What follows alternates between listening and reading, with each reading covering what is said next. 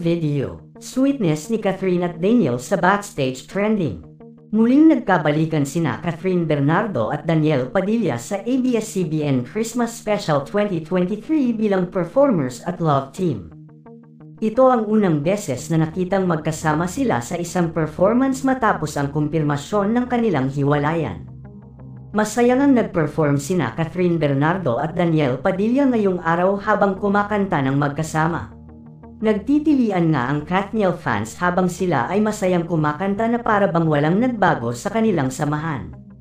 Naluluha pa nga ang ilang Katniel fans dahil sa tingin umano nila ay mukhang okay na ulit sina Catherine at Daniel.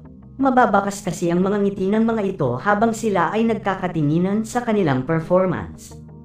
Samantala trending naman ang ginawang paghila ni Daniel Padilla kay Catherine Bernardo sa backstage at sweet na bumaba sa stage matapos nilang mag-perform, makikitang maayos na silang nag-uusap dalawa.